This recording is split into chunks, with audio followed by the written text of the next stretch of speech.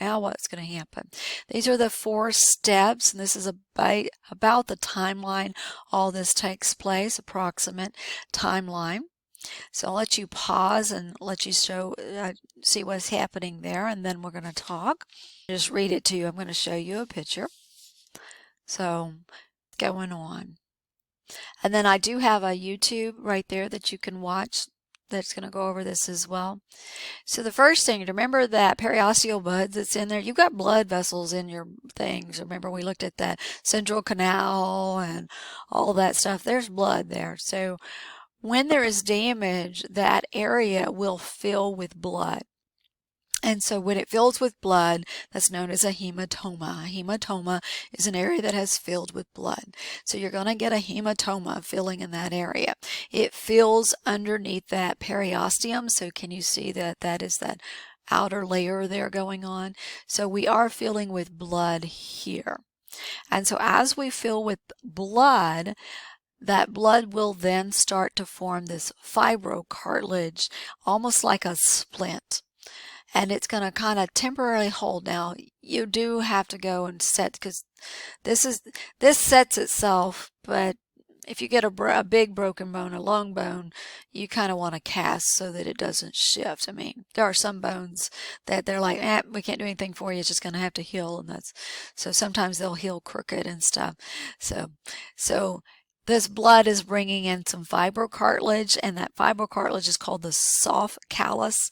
So you're making this fibrocartilage callus going on like a temporary splint for that. And that's coming from that blood that's bringing it in.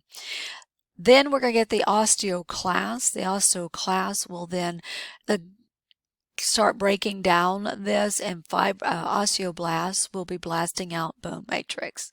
And so they're going to make now this bony callus going on here. This bony callus that goes on. Oh, I should have said time frame here. So this is the first 2 days, 48 hours or so.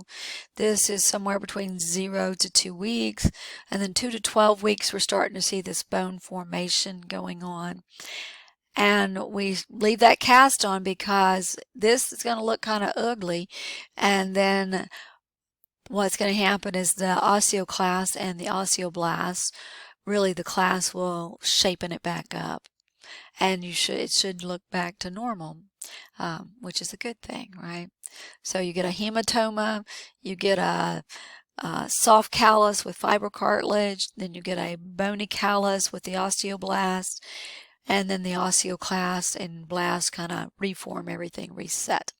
So that's how you basically remodel after injury is what's going on here. So I think I've said this before, or I might have mentioned it in a lab. I was teaching this a few years ago, and I had a young man who was like an ultimate fighter person or something.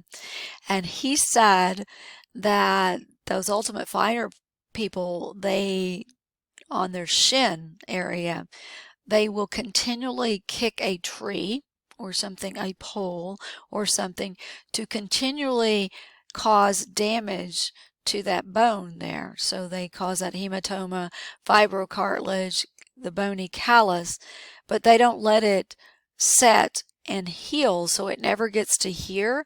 They hit it again, and then it does this, and it just keeps building up this bony callus over and over and over. So they get like a bone shield in their shin. So that way when they kick someone, it's like kicking them with full-blown bone. I was amazed. I was like, there's no way that's true. And I Googled it, and it's true. They basically don't allow their body to remodel and get back to healed. They just keep fracturing it. So it just keeps putting bone on top of bone on top of bone, which is what it's supposed to do. It's crazy to think that somebody would do that.